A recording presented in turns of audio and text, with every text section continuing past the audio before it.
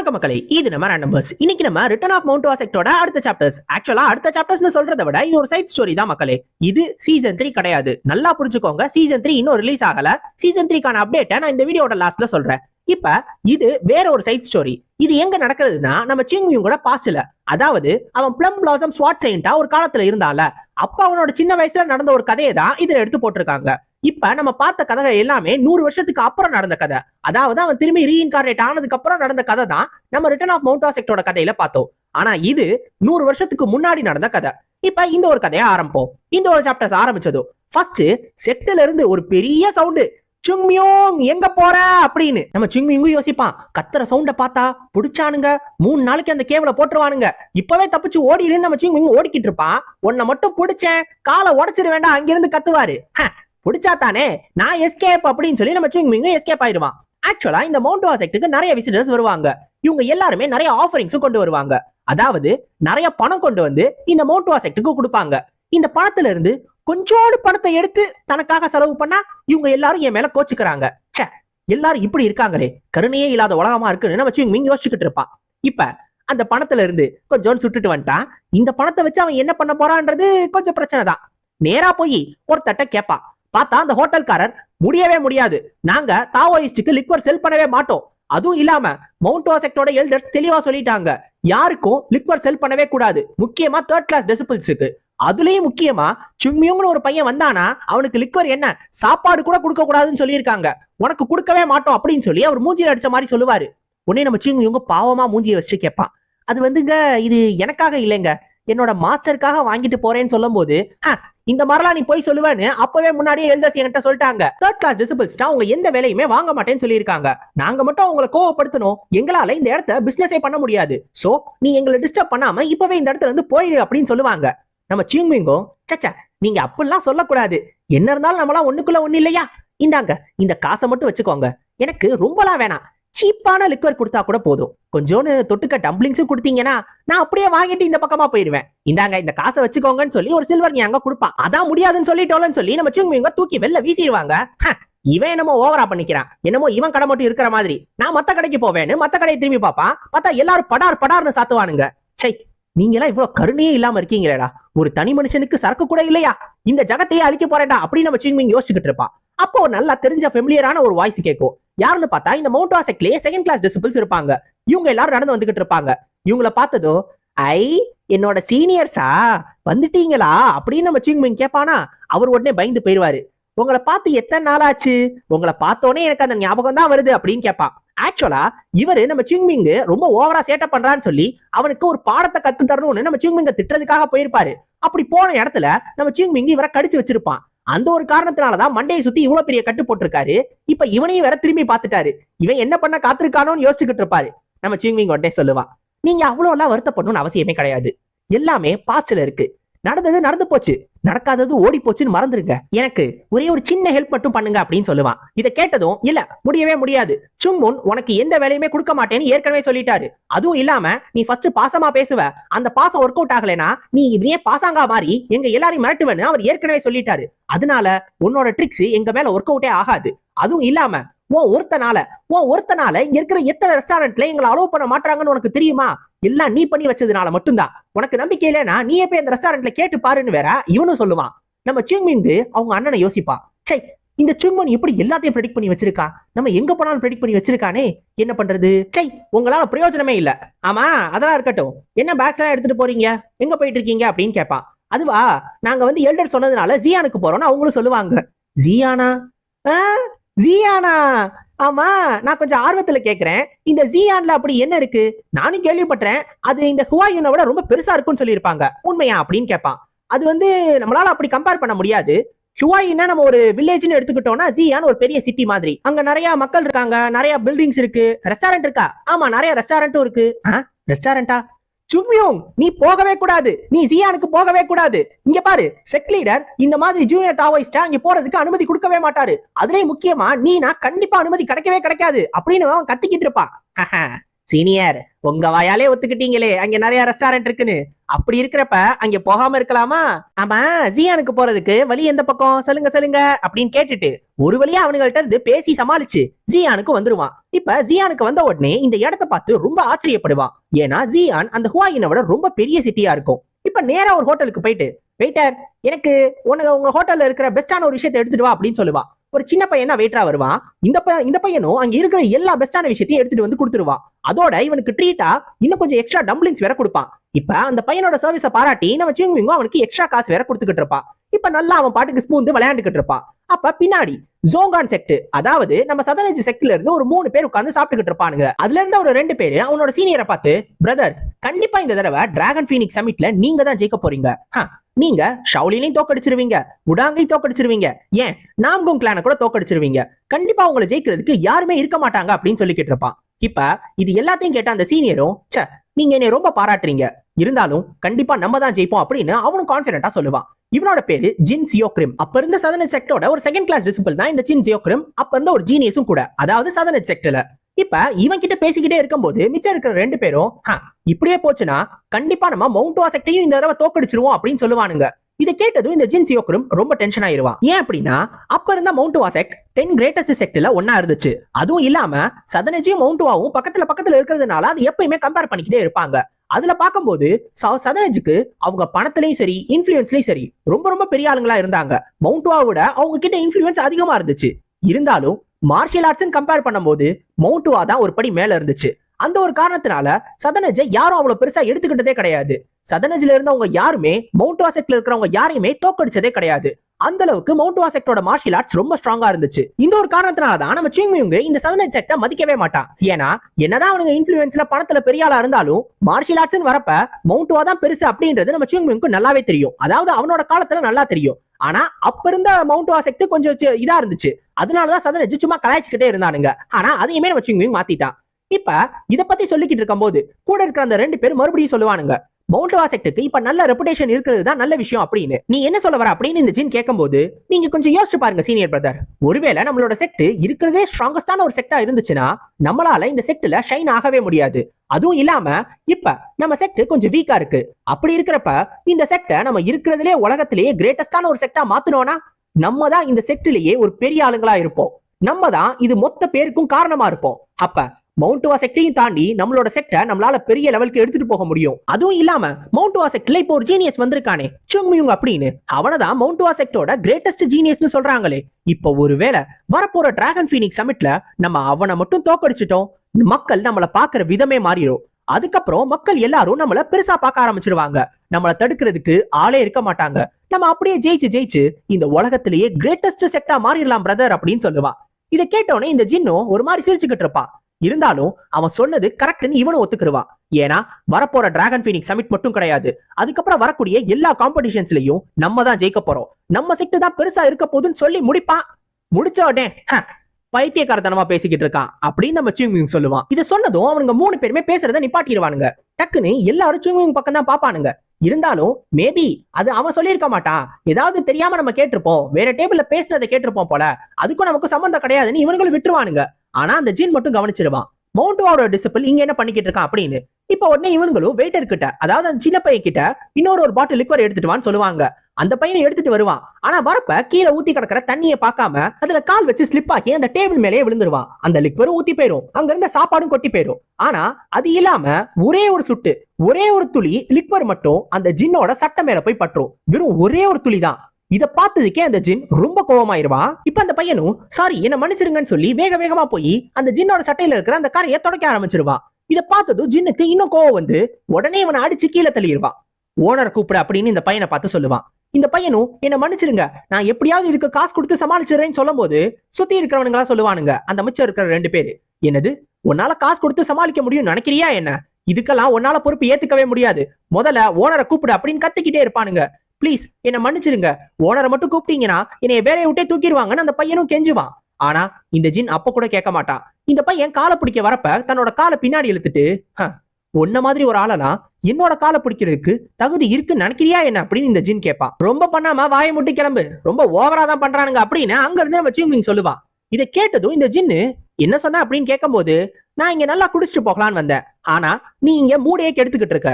அதனால தேவையே இல்லாத விஷயங்கள்லாம் பண்ணாம நீ அமைதியா இருக்கிறது தான் உனக்கு நல்லதுன்னு நம்ம சிங்விங் சொல்லுவான். நீ மோட்டுவா செக்டை சேர்ந்தவனான்னு கேட்கும்போது, ஆமா பின்ன என்ன ஷாவ்லின் செக்டை சேர்ந்த மாதிரி தெரியுதா, என்கிட்ட தான் தலையில முடி இருக்கே, நல்லா பாத்துக்கோ அப்படின்னு சொல்லுவான். ஹோ, மவுண்ட்வா செக்டை சேர்ந்த ஒரு டிசிபிள் என்கிட்டயே பிரச்சனை பண்றியான்னு இந்த ஜின்னும் கேட்பான். பதிலுக்கு நம்ம சிங்விங்கும், அப்படியா சரி இருந்துட்டு போகுது, ஆனா அப்படியே நான் உன்கிட்ட பிரச்சனை பண்ணும் நினைச்சாலும் உன்னால என்ன பண்ணிட முடியும் நினைக்கிற அப்படின்னு கேட்பான். இதை கேட்டதும் அந்த ஜின்னுக்கு ரொம்ப கோவம் வந்துடும்.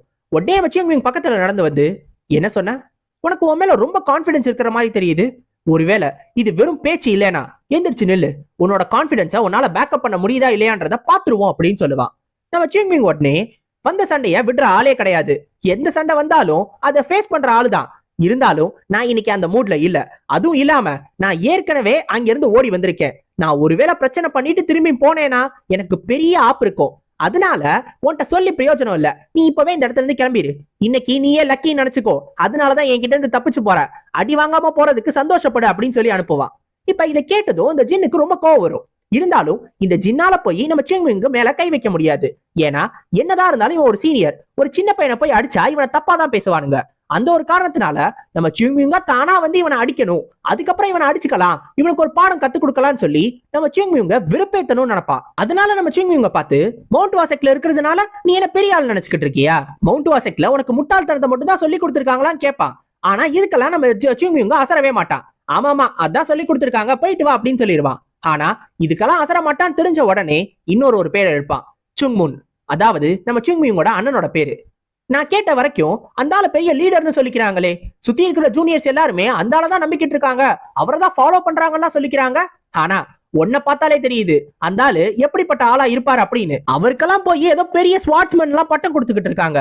என்ன கேட்டா நான் முட்டாள் ஸ்வாட்ஸ்மேன் தான் பட்டம் கொடுப்பேன்னு சொல்லி முடிக்கிறதுக்குள்ள நம்ம சிங்விங் அங்க இருந்து வந்து இவன் மூஞ்சி மேலேயே எட்டி உதைச்சு இவனை மொத்தமா கீழே தள்ளி, நானும் பொறுத்து பாத்துக்கிட்டே இருக்கேன், நீ ஓவரா பேசிக்கிட்டு இருக்கியா, அதுவும் சுங்குனை பத்தியே தப்பா பேசுறியா, அவர் என்ன உன்னோட ஃப்ரெண்டு நினைச்சியா, அவரை பத்தி தப்பா பேசுறதுக்கு இந்த உலகத்திலே எனக்கு மட்டும்தான் உரிமை இருக்கு, உனக்கெல்லாம் அந்த தகுதியே கிடையாது, உனக்கு அப்படி என்னடா தெரியும், அவருக்கு ஸ்வாட் சுத்தமா வீசவே தெரியாது, அவருக்கு ஸ்வாட்ல சண்டை போடவே தெரியாது, சின்ன வயசா இருந்தாலும் அவருக்கு கண்ணு ஒழுங்கா தெரியாது, அவர் எக்ஸசைஸே பண்ணாததுனால அவருக்கு தொப்ப தள்ளி போச்சு, அதுவும் இல்லாம ரொம்ப மோசமான டெம்பர் கொண்ட ஆளு, எப்ப பார்த்தாலும் கத்திக்கிட்டே இருப்பாரு, எப்ப பார்த்தாலும் குறை சொல்லிக்கிட்டே இருப்பாரு, ஏதோ வயசான ஆளு மாதிரி எப்ப பார்த்தாலும் அங்கங்க வந்து நச்சரிச்சுக்கிட்டே இருப்பாரு, இதெல்லாம் இருக்குன்னு வேற நீ சொல்றியா அப்படின்னு கேட்பான். அடே இதெல்லாம் நாங்க சொல்லவே இல்லையேடான்னு சுத்தி இருக்கிறவங்க கேட்கும் போது, இருந்தாலும் நீ எப்படா தப்பா பேசலாம், அவரை பத்தி தப்பா பேசுறதுக்கு ஒரே ஒரு ஆள் தான் இருக்கான், அது நான் மட்டும்தான் அப்படின்னு சொல்லுவான். இப்ப இதை கேட்டதும் அவனுங்க டென்ஷன் ஆகி, இப்பவே பாரு உன்னோட காலை உடைக்கிறோன்னு திரும்பி சண்டைக்கு வருவானுங்க. இப்ப இவனுங்க 2 பேரையும் சமாளிக்கிறதுக்கு இன்னும் 2 லிக்வர் பாட்டில் எடுத்து கரெக்டா இவனுங்க மூஞ்சிலேயே போட்டு இவனுங்க 2 பேரையும் கீழே விழுக வச்சிருவா. அவ்வளவுதான், சண்டைக்கு வந்த 3 பேரும் இப்ப மட்டையாயிட்டானுங்க. சே, உங்களால குடிக்கிற ஆசையே போயிடுச்சேரான்னு நம்ம சிங்விங் ஃபீல் பண்ணிக்கிட்டு இருப்பான். டக்குன்னு பார்த்தா பின்னாடி இருந்து, பிரதர் இவனை கண்டுபிடிச்சிட்டோம், சீனியர் பிரதர் அவன் இங்கதான் இருக்கான், சிங்விங் இங்கதான் இருக்கான் அப்படின்னு சொல்லி வந்துருவானுங்க. அட பாவிகளா, எப்படா கண்டுபிடிச்சீங்க அப்படின்னு நம்ம சிங்விங் பாப்பானா, பார்த்தா எல்லாரும் கூட்டமா வந்துருவானுங்க. சிங்விங் ஒழுங்கு மரியாதையா எங்க கூட மவுண்ட் வாசெக்டுக்கு வந்துரு, செக்டர் லீடர் உன்னை புடிச்சிட்டு வரணும்னு சொல்லி இருக்காரு, நீ மட்டும் தப்பிச்சு போன உனக்கு பனிஷ்மெண்ட் இன்னும் அதிகமா இருக்கும், இன்னும் கொஞ்ச நேரத்துல சுங்முன் இந்த இடத்துக்கு வந்துருவாரு, ஒழுங்கா எங்க கூட பேசாம வந்துரு அப்படின்னு கேட்டுக்கிட்டு இருப்பானுங்க. நம்ம சிங்மியுங்க இந்த இடத்துல இருந்து எப்படி தப்பிக்கிறதுன்னு யோசிச்சுக்கிட்டு இருப்பான். அப்ப கரெக்டா அந்த வீட்டர் பையன் இருக்கான்ல, அவன் உடனே இந்த பக்கம் வாங்க அப்படின்னு இன்னொரு பக்கமா பின்வாசல் வழியா கதவை திறந்து விடுவான். உடனே நம்ம சிங்மிங்கு இந்தா இப்பவே ஓடுறேன் அப்படின்னு சொல்லி அந்த வழியா போற போக்குல இந்த பையனையும் பிடிச்சி இழுத்துக்கிட்டு வா இங்க இருந்து ஓடிடுவோம், இவனையும் கூட்டிட்டு ஓடி போயிருவான். இப்ப ஒரு வழியா ரொம்ப தூரம் ஓடி வந்து ஒரு காட்டுக்கிட்ட வந்துருவானுங்க. இப்ப இந்த பையனை பத்து நம்ம சிங்மிங்கும் கேட்பான், ஆமா உன்னோட உதவியெல்லாம் இருக்கட்டும், நீ இந்த இடத்துல இருக்கிறது சரிதானா, நீ இப்ப ஹோட்டல்ல தானே இருக்கணும், ஹோட்டல் வேற ரொம்ப பிஸியா இருந்துச்சு, நீ பாட்டுக்கு இப்ப இங்க சுத்திக்கிட்டு இருக்கியே, உன்னை ஹோட்டலை விட்டு தூக்கிட மாட்டாங்களா அப்படின்னு சொல்லி கேட்பான். இப்ப அந்த பையன் யோசிப்பான், நானா வந்தேன், என்னை பிடிச்சி இழுத்துட்டு வந்ததே நீதானே, நான் உனக்கு வழிதானே காமிச்சேன் அப்படின்னு யோசிச்சுக்கிட்டு இருப்பான். பண்ண உதவிக்கு இந்த பையனும் சேர்த்து பாவத்தை அனுபவிக்கிறான். இப்ப நம்ம சிங்மிங்க பார்த்து இவனு சொல்லுவான், அதெல்லாம் ஒன்னும் பிரச்சனை இல்ல, எப்படி இருந்தாலும் நான் இன்னைக்கு பண்ண பிரச்சனைக்கு என்னை கண்டிப்பா வேலையை விட்டு தூக்கிடுவாங்க, எனக்கு கொஞ்சம் கவலையா தான் இருக்கு, இருந்தாலும் நான் தானே தப்பு பண்ணேன் அப்படின்னு அந்த பையன் சொல்லுவான். இதை கேட்டதும் நம்ம சிங்மியும் கேட்பான், எதுக்காக கவலையா இருக்கு, நீ இங்க வேலை பார்க்காம இருக்க வேண்டியதானே, சந்தோஷமா இருக்க வேண்டியதானே அப்படின்னு. இந்த பையனும் இல்ல, எனக்கு ஒரு சில ரீசன்ஸ் எல்லாம் இருக்கு, அந்த ரெஸ்டாரண்டோட ஓனர் கொஞ்சம் நல்ல ஆளு, எனக்கு நிறைய சேலரியும் தராரு, அங்க கொஞ்ச நாள் வேலை பார்க்கலாம்னு நினைச்சேன், ஒருவேளை வேலை பார்த்தேன்னா கொஞ்சம் காசு சேர்த்து வச்சிருவேன், எனக்கு ஒரு பிசினஸ் ஆரம்பிக்கணும்னு அந்த பையன் சொல்லுவான். பிசினஸா, உன்னோட சின்ன வயசுல நீ பிசினஸ் ஆரம்பிக்கணும்னு நினைக்கிறியா, உன்னோட அப்பா அம்மாவும் பிசினஸ் தான் நடத்துறாங்களா அப்படின்னு நம்ம சிங்மியும் கேட்பான். இல்ல, எனக்கு அப்பா அம்மான்னு யாரும் இல்ல, நான் ஒரு அனாதைன்னு அந்த பையன் சொல்லுவான். ஓ அனாதையா, நைஸ் டு மீட் யூ, நான் ஒரு அனாதை தான் அப்படின்னு நம்ம சிங்மிங் இன்ட்ரோடியூஸ் ஆக்கிடுவான். ஆக்சுவலா நம்ம சிங்மிங்க்கு சுங்முன் சொந்த அண்ணன் கிடையாது. இருந்தாலும் தன்னை சின்ன வயசுல இருந்து பாத்துக்கிட்டதுனால அவரை மட்டும் தன்னோட சொந்த அண்ணன் மாதிரி பாப்பா. அவரோட பேச்சை மட்டும் தான் நம்ம சிங்மிங் கேட்பான். அப்ப உனக்கு நீ யாரும் இல்லாததுனாலதான் நீ இந்த மாதிரிலாம் வேலை பார்த்துக்கிட்டு இருக்கியா, ஏன்னா உன்னோட ஃபியூச்சருக்கு என்ன பண்றதுன்னு தெரியாம வேலை பாக்குறியா, நம்ம சிங்மிங் கேட்பான். அதுவும் காரணம் தான். இருந்தாலும் எனக்குன்னு ஒரு கனவு இருக்கு. எனக்கு ஒரு பெரிய பிசினஸ் மேனா மாறணும். இந்த உலகத்துல எல்லாரும் என்னைய பார்த்து பேசுற மாதிரி நல்ல ஃபேமஸான ஒரு பிசினஸ் மேனா மாறணும் அப்படின்னு சொல்லுவான். இதை கேட்டதும் நம்ம சிங்மிங்கும் சாரி நானே அந்த கனவுக்கு தடையா வந்துட்டேனே அப்படின்னு சொல்லுவான். ஆனா அந்த பையன் இதை நினைச்சலாம் வருத்தப்பட மாட்டான். எனக்கு எந்த பிரச்சனையும் கிடையாது, இத நான் தடையாலாம் நினைக்கல, என்னோட கனவு கொஞ்ச நாள் தள்ளி போயிருக்கு, அவ்வளவுதான். நான் இன்னும் நிறைய ஹார்ட் ஒர்க்கை போட்டு கண்டிப்பா ஒரு நாள் எனக்குன்னு ஒரு பிசினஸ் ஓபன் பண்ணுவேன். கண்டிப்பா ஒரு நாள் பிசினஸ் மேனா மாறுவேன். எனக்குன்னு அப்பா அம்மா யாரும் இல்லாததுனால இந்த கனவை நான் யார்கிட்டயாவது சொன்னா என்னை பார்த்து சிரிப்பாங்க, அதனால நான் யார்கிட்டயுமே சொல்றது இல்ல அப்படின்னு இந்த பையனும் சொல்லுவான். ஆனா இதை கேட்டு நம்ம சிங்மிங் சிரிக்கலாம் மாட்டான். இது உண்மையிலே கூலா இருக்கு, உண்மையிலே நல்ல கனவு தான் வச்சிருக்க, ஏன்லாம் தெரியல, உன்னோட கனவை யோசிக்கும் போது எனக்கும் கூலா தான் இருக்கு. இப்ப அந்த பையனும் கேட்பான், உங்களுக்கும் ஏதாவது ட்ரீம் இருக்கா, ஏதாவது எட்டர்னல் என்லைட்மெண்ட் அடையணும் அப்படின்னு? ட்ரீமா? அந்த மாதிரி ஒண்ணும் எனக்கு இல்ல. மவுண்ட் வாசெக்டை விட்டு தப்பிச்சு போகணும், அது வேணா என்னோட ட்ரீம்னு சொல்லலாம். அதோட சேர்த்து ஒரு சின்ன ஆசையும் இருக்கு. நான் ஒரு நல்ல இடத்துக்கு போய் அங்க நான் எப்பயுமே சாப்பிட்டுக்கிட்டு எப்பயுமே குடிச்சுக்கிட்டு யாரும் என்னைய தொந்தரவு பண்ணாம எனக்கு பிடிச்ச மாதிரி வாழ்ந்து எந்த போரிங்கான விஷயத்தையும் செய்யாம எந்த அடல்ட்ஸையும் பார்க்காம நான் பாட்டுக்கு சந்தோஷமா வாழணும்னு நினைக்கிறேன். இதுதான் அந்த சின்ன கனவு அப்படின்னு சொல்லுவான். இப்ப இதை கேட்டதும் அந்த பையனுக்கு ஒரு விஷயம் புரியாது. நீங்க தான் மார்ஷியல் ஆர்ட்ஸ்ல ரொம்ப ஸ்கில்டா இருக்கீங்களே, அவங்க கிட்ட இருந்து ஏற்கனவே தப்பிச்சு ஓடி வந்துட்டீங்க, அப்படி இருக்கிறப்ப உங்களுக்கு பிடிக்காத இடத்துக்கு எதுக்கு மறுபடி போயிட்டே இருக்கீங்க அப்படின்னு சொல்லி இவன் கேட்பான். இதை கேட்டோடனே தான் நம்ம சிங்மிங்கே ஒரு விஷயம் உரைக்கும். இந்த பையன் சொல்றதும் கரெக்ட் தான். தன்னால முடிஞ்சுச்சுன்னா தான் நினைச்சானா கண்டிப்பா இவங்க கிட்ட இருந்து தப்பிச்சு வேற ஒரு இடத்துக்கு நம்ம சிங்மிங்கால கண்டிப்பா போக முடியும். அவன் ஹுவாயுனை நினைச்சதை விட ஹுவாயுனே கொஞ்சம் பெரிய சிட்டின்னு அவன் நினைச்சான். ஆனா அதை விட ஜியான் ரொம்ப பெரிய சிட்டியா இருக்கு. அப்ப சென்ட்ரல் பிளைன்ஸ்ல இந்த மாதிரி இன்னும் எத்தனை பெரிய சிட்டிஸ் இருக்கும்? ஜியானை விடவும் இன்னும் நிறைய பெரிய சிட்டிஸ் இருக்கலாம். தான் பார்க்காத இடம் இன்னும் நிறைய இருக்கும். தான் ஏன் இன்னும் மவுண்ட் வாசெக்ட்ல இருக்கணும், தான் ஏன் மவுண்ட் வாசெக்ட்ல இருக்கேன்ற கேள்வியை நம்ம சிங்மிங் கேட்டுக்க ஆரம்பிச்சிருவான். இதுக்கான பதில் நம்ம சிங்மிங்க்கு புரியறதுக்கு முன்னாடியே அந்த பையனுக்கு புரிஞ்சிடும். அந்த பையன் சொல்லுவான், எனக்கு புரிஞ்சு போச்சு, அது ஒரு வீடு, அது ஒரு ஃபேமிலி. என்னதான் அவங்க இப்போ உங்களுக்கு பிடிக்காம இருக்கலாம், நீங்க அவங்களோட பேச்சை கேட்காம உங்களுக்கு பிடிச்ச மாதிரி வாழணும்னு நினைக்கலாம், அது எல்லாத்துக்கும் அவங்க ஒரு தடையா இருக்கலாம். உங்களுக்கு வெறுப்பேத்துற மாதிரியான விஷயங்களை அவங்க செய்யலாம். இது என்ன இருந்தாலும் சரி, எவ்வளவு நிறை குறை இருந்தாலும் சரி, என்ன இருந்தாலும் கண்டிப்பா உங்களால திருப்பி அந்த இடத்துக்கு போக முடியும். நீங்க எப்ப போகணும்னு நினைச்சாலும் உங்களால திருப்பி அந்த ஹோம்க்கு போக முடியும். டைம் ஆக நீங்களே கண்டிப்பா மிஸ் பண்ண ஆரம்பிச்சிருவீங்க. இப்படிதான் வீடு இருக்கும் அப்படின்னு சொல்லி மத்தவங்க சொல்லி நான் கேள்விப்பட்டிருக்கேன். எனக்கு தெரிஞ்சு மவுண்ட் வாசெக்டும் உங்களுக்கு அந்த மாதிரி ஒரு வீடா தான் இருக்கணும் அப்படின்னு இந்த பையனும் சொல்லுவான். ஆனா இதெல்லாம் பார்க்கும்போது எனக்கு ரொம்ப பொறாமையா இருக்கு. ஏன்னா நான் பிசினஸ் ஆரம்பிக்கணும்னு நினைச்சதே எனக்காக ஒரு ஃபேமிலியை நானே உருவாக்கிக்கணும். என்னோட ஃபேமிலி இந்த பிசினஸை பாத்துக்கணும் அப்படின்றதுக்காக மட்டும்தான். எங்களுக்குள்ள எவ்வளவு சண்டை சச்சரவுகள் வந்தாலும் சரி, நாங்க கண்டிப்பா எல்லாரும் திரும்பி போறதுக்கான ஒரு இடமா இந்த வீடும் ஃபேமிலியும் இருக்கும் அப்படின்னு சொல்லி இந்த பையன் சொல்லுவான். இப்ப நம்ம சிங்மிங்கும் கேட்பான், இந்த பிசினஸ்க்கு நீ ஒரு பேர் யோசிச்சிட்டியா அப்படின்னு. இப்ப இந்த பையன் உடனே சுத்தி இருக்கிற எல்லாத்தையும் பார்த்து சொல்லுவான், ஒரு நாள் என்னோட பிசினஸும் இந்த வானத்துல இருக்கிற அந்த நட்சத்திரம் மாதிரி எல்லா பக்கமும் ஜொலிக்க ஆரம்பிச்சிரும். இந்த ஸ்பேஸ்ல இருக்கிற மில்கிவே மாதிரி என்னோட பிசினஸும் இருக்கும் அப்படின்னு சொல்லும் போதே கரெக்டா நம்ம சிங்மிங்க கண்டுபிடிச்சு திரும்பி படையெடுத்து வர ஆரம்பிச்சிருவானுங்க. சீனியர் பிரதர் இவன் இங்கதான் இருக்கான் அப்படின்னு. அடப்பாவிகளா, இங்கே வந்துட்டானுங்களா, இந்த இதை வச்சுக்கோ அப்படின்னு சொல்லி இந்த பையன் கிட்ட ஒரு பவுச்சை தூக்கி போட்டுட்டு, இது நீ பண்ண ஹெல்ப்காக, நீ உன்னை அப்புறமா பாக்குற, உன்னோட பிசினஸ நீயே நல்லா செட் பண்ணி நல்ல வாழ்க்கை வாழு அப்படின்னு சொல்லிட்டு நம்ம சிங்மிங் இங்க இருந்து போயிருவான். நம்ம சிங்மிங் இவனோட பேரையே கேட்காம போயிருவான். அப்பதான் அந்த பையன் தன்னோட பேரு ஹுவாங் இன் டாங் அப்படின்னு சொல்லுவான். இந்த பையன் அவனோட பிசினஸ்க்கு என்ன தெரியுமா பேர் வைக்க போறானா, யூன்ஹுவா மெர்ச்சன்ட் கில்ட் அப்படின்னு. ஏன்னா யூன்ஹுவான்றது மில்கி வேவை குறிக்கிறதுக்கான வார்த்தையா கொரியன்ல. சோ அந்த ஒரு காரணத்தினால அந்த ஒரு பேர்ல தான் தன்னோட பிசினஸ் இருக்கணும்னு இந்த பையன் ஆசைப்படுறான். இப்ப அந்த பவுச்சையும் திறந்து பார்ப்பான். பார்த்தா அதுக்குள்ள நிறைய சில்வர் ஞாங் இருக்கும். இப்ப இதை வச்சு உடனே ஒரு பிசினஸ் அந்த பையனால ஆரம்பிக்க முடியும்னு அந்த பையன் யோசிச்சுக்கிட்டு இருப்பான். ஆனா இது எதையுமே கேட்காம நம்ம சிங்மிங் ஓடி போயிட்டான். ஏன்னா இந்த யூன்ஹுவா மெர்ச்சன்ட் கில்டு தான் காலப்போக்கில் 100 வருஷம் கழிச்சு நம்ம சிங்மிங் பாக்குற அந்த யூன்ஹுவா மெர்ச்சன்ட் கில்டா இருக்கும். இந்த பையன் தான் முதல்ல இந்த பிசினஸ் ஆரம்பிச்சான். இந்த பையன் ஆரம்பிக்கிறதுக்கான காரணமும் நம்ம சிங்மிங் தான். நம்ம சிங்மிங் திரும்பி காட்டுக்குள்ள ஓடின உடனே அப்பாடியோ எப்படியோ தப்பிச்சோண்டா, இவனுங்களால நாளைக்கு வரைக்கும் என்னை கண்டுபிடிக்க முடியாது, இருந்தாலும் மிச்சம் இருக்கிற காசை வச்சு வேற ஏதாவது ஒரு ஹோட்டல்ல போய் நல்லா சாப்பிட்டுட்டு திரும்பி குடிச்சிட்டு அப்புறமா நம்ம மவுண்ட் வாசெக்டுக்கு போய்க்கிருவோம். எந்த பிரச்சனையும் இல்லைன்னு நம்ம சிங்மிங் நினைக்கும் போது கரெக்டா ஒரு பிரச்சனை வரும். இங்கேதான் இருக்கியா, ஒன்னதான் தேடிக்கிட்டு இருந்தேன் அப்படின்னு. அந்த ஜின் சியோக்ரிம் தான். இப்ப இவனை பார்த்ததும் நம்ம சிங்மிங்கும் யோசிச்சுட்டு, ஆமா யாரு நீங்க, உங்களை நான் ஏற்கனவே பாத்திருக்கேனான்னு கேப்பா. அடே அதுக்குள்ளே மாடா மறந்து போயிட்டேன், இப்பதான் நான் உன்னை ரெஸ்டாரண்ட்ல பார்த்தோம், நான் தான்டா ஜின் சியோக்ரிம்னு. ஓஹோ, ஆமாமா, என்கிட்ட அடி வாங்கினவன் தானே.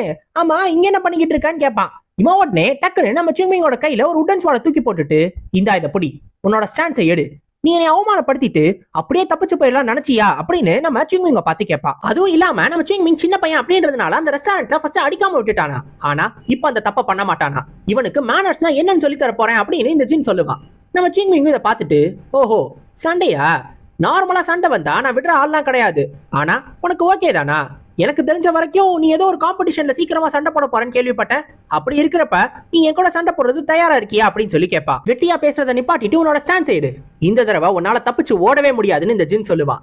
அப்ப நீ சீரியஸா தான் இருக்க, சரி சண்டைக்கு நானும் தயார் தான், ஆனா அப்புறமா ஏன் மேல நீ கோவப்படக்கூடாதுன்னு சொல்லுவா. இதை கேட்டதும் அந்த ஜின் ரொம்ப கோவப்பட்டு உடனே நம்ம சிங்மிங்க அடிக்கிறதுக்காக அப்படியே அவங்க கூட சண்டை போடுறதுக்கு வருவான்.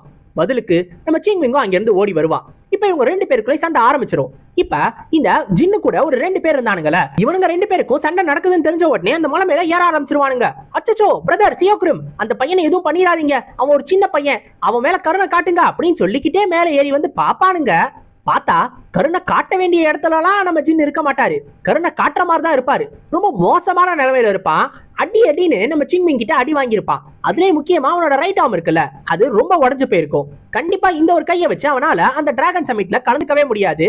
டிராகன் சமிட்டுக்கு ஊ தான். இப்ப அந்த ஜின்னும் அவனோட வீங்கின வாயை வச்சு 5 அப்படின்னு சொல்லுவான். என்னது 5 பேரா? 5 பேர் உங்களை அட்டாக் பண்ணாங்களா? அவங்க எல்லாருமே மவுண்ட் வாசெக்ட சேர்ந்தவனுங்களான்னு சுத்தி இருக்கிறவனுங்க கேட்கும் போது, இல்ல அவன் 5ன்னு சொன்னான், ஆனா 6 தடவை அடிச்சான் அப்படின்னு சொல்லுவான். அப்படின்னு சொல்றதோட அவனோட ஆவியை அப்படியே பிரிய ஆரம்பிச்சிடும். ஐயோ சியோக்ரம் ப்ரோ, இருங்க உங்களை நாங்க இப்பவே ஹாஸ்பிட்டல் கூட்டிட்டு போறோம், அப்படியே போயிடாதையா, எங்க மேல மட்டும் செத்து போயிடாதையா, நாங்க எப்படியாவது தூக்கிட்டு போயிடுறையா, பொழச்சிரியான்னு கத்திக்கிட்டே இருப்பானுங்க. பார்த்தா பக்கத்துல ஒரு பெரிய பேட்டில் நடந்ததுக்கான ஒரு தடையும் இருக்கும். ரொம்ப பெரிய பேட்டிலா தான் இருக்கும் போல. ஆக்சுவலா நம்ம சியோங்மிங் இவனை போட்டு அடின்னு அடிச்சிருப்பான், அவ்வளவுதான். இப்போ ஒரு 2 நாளுக்கு அப்புறம் நம்ம சிங்மிங் மறுபடியும் மவுண்ட் வாசெக்டுக்கு அப்படியே குடிபோதையிலே போயிட்டான். இவன் போனதுக்கு அப்புறம் நம்ம சிங்முனுக்கு எல்லாமே தெரிஞ்சு போச்சு. அதுலயும் முக்கியமா இவன் ஜியான்ல ஒரு பெரிய பிரச்சனையே பண்ணிருக்கான்னு தெரிஞ்ச உடனே இவன் ஆரம்பத்துல நினைச்ச மாதிரியே இவன் அந்த கேவுக்குள்ளே கட்டி தூக்கி எரிஞ்சிருவாரு, 1 மாசத்துக்கு அங்கேயே கடை அப்படின்னு. அதுல இன்னொரு பிரச்சனை என்னன்னா, இந்த ஜின் இருக்கால, இவனால அந்த டிராகன் சமிட்டை அட்டன் பண்ண முடியலன்னு தெரிஞ்சதும் இந்த சதனஜி செக்ட் இவங்க மேல கம்ப்ளைண்ட் கொடுத்திருப்பானுங்க. அதனால நம்ம சிங்மிங் உள்ள இருக்கிறத 2 மாசம் ஆக்கிடுவாங்க.